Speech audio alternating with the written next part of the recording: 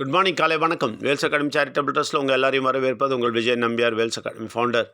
இன்னைக்கு கொஞ்சம் கொஞ்சம் லேட் ஆகிடுச்சு, ஏன்னா ஹிந்தி செஷன் டைம் ஆகிடுச்சு. அதனால் ஹிந்தி செஷனில் போய் உட்காந்துட்டேன்.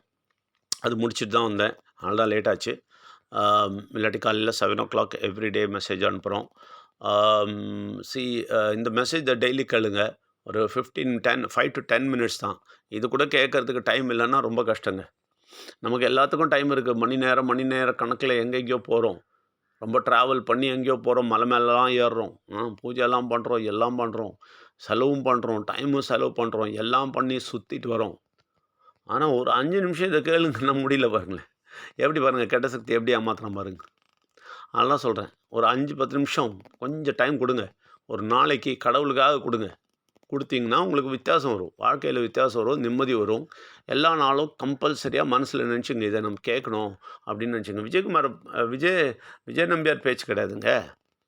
நிச்சயமாக விஜய் நம்பியார் பேச்சு கிடையாது. கடவுளுக்கு என்ன சொல்கிறாரோ அதை தான் நம்ம கேட்டுட்டு உங்ககிட்ட சொல்கிறோம். ஜஸ்ட் ட்ரான்ஸ்ஃபார்மிங், அங்கேருந்து சொல்கிறத அப்படியே ட்ரான்ஸ்லேட் பண்ணி உங்ககிட்ட சொல்கிறோம், அவ்வளோதான், வேற ஒன்றும் இல்லை. அதனால் விஜய் நம்பியாரோட அட்வைஸ்லாம் கேட்குறதுக்கு காலையில் நீங்கள் வர வேண்டாம். கடவுள் எதை சொல்ல விரும்புகிறாரோ அதை மாத்திரம் கேட்டுப்போங்க. அது கூட கேட்குறதுக்கு டைம் இல்லை, இது விஜய் நம்பியார் சொல்கிறது அப்படின்னா, நீங்கள் எந்த காலத்துலேயும் கடவுள்கிட்டே வர முடியாது, கடவுள் விஷயம் தெரிஞ்சுக்க முடியாது. அதனால் தினமும் காலையில் கொஞ்சம் டைம் ஒதுக்கிட்டு இதை கேட்குறதுக்கு உட்காருங்க. டைம் ஒதுக்குறது என்னங்க, 5 to 10 மினிட்ஸு. நடந்துகிட்டே கூட கேட்கலாம், வண்டி ஓட்டிகிட்டே கேட்கலாம். கேட்கணும்னு தீர்மானித்தா கேட்கலாம். ஆனால் நீங்கள் இதெல்லாம் கேட்காம எனக்கு விடுதலை வரணுன்னா வராது, நிச்சயமாக வராது. அதுவும் நான் சொல்லிடுறேன். உங்கள் வாழ்க்கை மாறணுன்னா மாறாது. உங்கள் வாழ்க்கை செழிப்புக்கு போகணுன்னா போகாது. ஆரோக்கியமாக இருக்கணும்னா முடிக்க முடியாது, இருக்கவே முடியாது. இதை கேட்டால் தான் முடியும், அது நிச்சயம். நீங்கள் புரிஞ்சுக்கணும், அதுக்கு நான் சொல்கிறேன். இன்றைக்கி நிச்சயமாக ஒரு விஷயம் நான் சொல்கிறேன் பாருங்கள். எந்த பிரச்சனையும் நீங்கள் தீர்க்க முடியும், புரியுதுங்களா? பண கஷ்டம் வந்தால் கூட எப்படின்னா கடன் வாங்கி அங்கே போய் இங்கே போய் சுற்றி வந்து பைசா எடுத்துகிட்டு சரி பண்ணிடலாம், ரைட்டா? அதே டைமில் உங்களுக்கு எதனா வீட்டில் பிரச்சனை, யாருக்கிட்டனா பிரச்சனைன்னா கூட பேசி தீர்த்துக்கலாம், எல்லாமே பண்ணலாம். ஆனால் வியாதி வந்துடுச்சுன்னு வச்சுங்களேன், ஒன்றுமே பண்ண முடியாது. ஏன்னா அது உடம்புக்குள்ளே என்ன நடக்குதுன்னே நமக்கு தெரியாது, எப்போ தொடங்கிச்சுன்னே தெரியாது. நீங்கள் சில சில சில வியாதிகள்லாம் போய் பார்த்தீங்கன்னா, டாக்டர் பார்த்தீங்கன்னா சொல்லார், இது எப்போ இருக்குதுங்க உள்ள அப்படின்வார். நமக்கு தெரியவே தெரியாது, எல்லாம் நார்மலாக இருந்ததே டாக்டர் அப்படின்னுவோம். ஆமாம், நார்மலாக தான் தெரியும், ஆனால் உள்ளே எல்லாம் வந்திருக்குன்னுவார். ஒன்றுமே பண்ண முடியாது பாருங்கள். இது எந்த மனுஷனாலையும் ஒன்றும் பண்ண முடியாது. நீங்கள் டாக்டர்கிட்ட போனாலும் ஒன்றும் பண்ண முடியாது. டாக்டர் கூட என்ன பண்ணுறாரு, போன உடனே எல்லாம் ஒன்றும் சொல்ல மாட்டார். ஃபஸ்ட்டு நீங்கள் ஸ்கேன் எடுங்க, இதை எடுங்க, எக்ஸ்ரே எடுங்க, அப்புறம் பிளட் டெஸ்ட் எடுங்க, யூரின் டெஸ்ட் எடுங்க. அதுவும் இப்போ என்னென்னமோ டெஸ்டிங் வந்துடுச்சு. இதுக்கு தைராய்டுக்கு செப்பரேட் டெஸ்ட் எடுங்க, எல்லாத்துக்கும் செப்பரேட் டெஸ்ட் வந்துடுச்சு. லேபில் பார்த்தீங்கன்னா ஒரு பெரிய லிஸ்ட்டே இருக்குது, ரைட்டா? இதெல்லாம் பண்ணிட்ட அப்புறம் இவருக்கு ரிப்போர்ட் போய் கொடுத்தோன்னே இவர் இப்படி பார்த்துட்டு அதில் என்ன டிஃபிஷியன்சி என்னன்னு பார்த்துட்டு அதுக்கு எந்த மருந்துன்னு இவருக்கு தெரியும். உடனே ஒரு மருந்து எழுதிடுவார். அவரை நம்புறீங்க நீங்கள்? இதை உருவாக்கின கடவுளை நம்ப மாட்டேன்றீங்களே. உங்கள் டெஸ்டிங்கு, உங்கள் இது பிளட் டெஸ்ட்டு, உங்களுடைய எல்லா செக்கிங்கும், எண்டோஸ்கோப்பி, கொண்டோஸ்கோப்பி, மண்டோஸ்கோப்பி, எல்லா ஸ்கோப்பியும் எடுத்துகிட்டு அப்புறம் தான் டாக்டர் பார்த்துட்டு சொல்கிறான், சரி இது தான் நினைக்கிறேன். அப்போ கூட நினைக்கிறேன் தான். டெஸ்டிங்க்கு ஒரு 2-3 மெடிசன் சொல்லிட்டு 2-3 ஒரு வாரம் 10 நாள் இல்லை ஒரு மாதம் கூட டெஸ்டிங்லேயே விட்டுருவார் அந்த ஆள். அப்புறம் திருப்பி போய் இல்லை சார் இன்னும் இருக்குண்ணா, அப்படியா, அப்போ இதை சாப்பிட்டு பாருங்கன்ட்டு இன்னொரு டெஸ்ட் கொடுப்பாரு. இந்த மாதிரி உங்கள் பாடியை வச்சு டெஸ்டிங் பண்ணுறவங்கள நம்புறீங்க, உங்கள் பாடியை மெனஞ்சவரை நம்ப மாட்டேன்றீங்களே. நினச்சி பாருங்களேன். நமக்கு பக்தி குறைச்சலே கிடையாது இல்லையா? நல்லா சாமி கும்பிட்றோம், நல்லா பூஜை பண்ணுறோம், கோயிலாக போகிறோம், எல்லாம் பண்ணுறோம். ஆனால் எவ்வளோ தூரம் கடவுளுக்காக நீங்கள் எவ்வளோ தூரம் நம்புறீங்கன்றது தான் தெரில. ஏன் நம்பல தெரியுமா? முக்கியமான காரணம், இது சொன்னால் எல்லாருக்குமே அதிசயமாக இருக்கும். முக்கியமான காரணம் விநாயகருங்க. முக்கியமான காரணம் விக்னேஸ்வர். முக்கியமான காரணம் பிள்ளையானவர். அவரை மாத்திரம் நீங்கள் டைட்டாக பிடிச்சிட்டிங்கன்னு வச்சுங்களேன், அவரை மட்டும் சரியாக புரிஞ்சுக்கிட்டிங்கன்னு வச்சுங்களேன், தெளிவடைஞ்சிங்கன்னு வச்சுங்களேன், அவ்வளோதான். எந்த டாக்டர்கிட்டையும் போக மாட்டீங்க, எந்த விஷயத்துலையும் கவலைப்பட மாட்டீங்க. எந்த வியாதிக்கும் கவலைப்பட மாட்டீங்க. ஏன் தெரியுமா?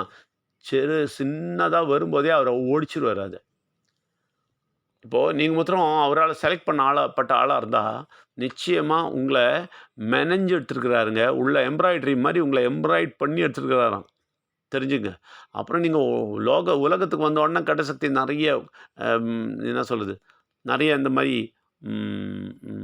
வியாதிகள், இந்த மாதிரி நிறைய பொல்யூஷன்னு, அதுவும் சாப்பாடுலேயும் அதுலேயும் ஏர்லேயும் எல்லாம் கலந்து அந்த பாடியை கெடுக்கிறான். ஆனால் திருப்பி அந்த பாடியை பேக் டு நார்மல் நிட் பண்ண முடியறது கடவுளால் மட்டும்தான், விக்னேஸ்வரால் மட்டும்தான். தெரிஞ்சுங்க.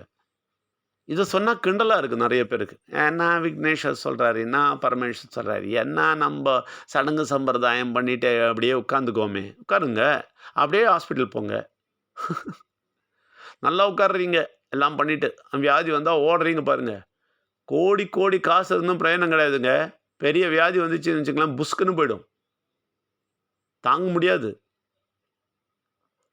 ஆனால் தாங்கிறதுக்கு ஒரே ஒரு ஆள் தான் இருக்கார், விக்னேஸ்வர். அவரை பற்றி தெளிவாக தெரியாமல் நீங்கள் விடுதலையே பெற முடியாது. அதனால தான் சொல்கிறேன், அவரை பற்றி சரியாக கற்றுக்கணும்னு சொன்னால், அவரை தெரிஞ்சுக்கணும்னு சொன்னால் சிரிக்கிறாங்க, அவரை புரிஞ்சுக்கணும்னு சொன்னால் சிரிக்கிறாங்க. அவரை தெளிவாக புரிஞ்சுக்கிட்டிங்கன்னா அவங்க வியாதியெல்லாம் போய்ட்டுனா சிரிக்கிறாங்க. ஆனால் டாக்டரை மாத்திரம் நல்லா நம்புகிறாங்க, நல்லா புரிஞ்சிக்க விரும்புகிறாங்க. ஓ, டாக்டர் எப்படிப்பட்டவர், அவருக்கு என்னெல்லாம் டிகிரி இருக்குது, அவர் எங்கெல்லாம் போனார், அமெரிக்கா போனாரா, என்ன ஸ்பெஷலிஸ்ட்டு, எதில் ஸ்பெஷலிஸ்ட்டு, என்னென்ன ட்ரீட்மெண்ட் பண்ணியிருக்கிறாரு, எவ்வளோ பேரை காப்பாற்றிருக்கிறாரு, எல்லாம் செக் பண்ணிட்டு தான் நீங்கள் போகிறீங்க.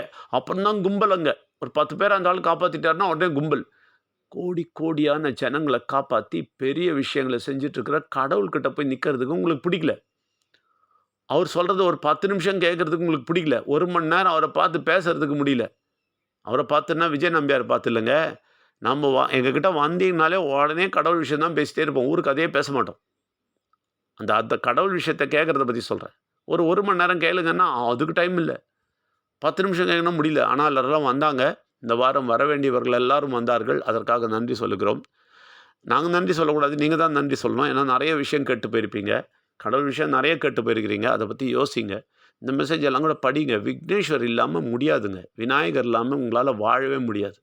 வியாதி இல்லாமல் இருக்கவே முடியாது. அதனால் வியாதிகள் எல்லாம் போகிறதுக்கு ஒரே வழி விக்னேஸ்வரை தெளிவாக தெரிந்து கொள்வது, அவரை புரிந்து கொள்வது. ஏன்னா சார் எப்படியே சொல்லிட்டீங்க, புரிய வைக்கலான்னு. நீங்கள் தான் ரெடியாக இல்லையே. புரியணும்னு ஆசை இருக்கிறவங்க ஓடி ஓடி வருவீங்களே.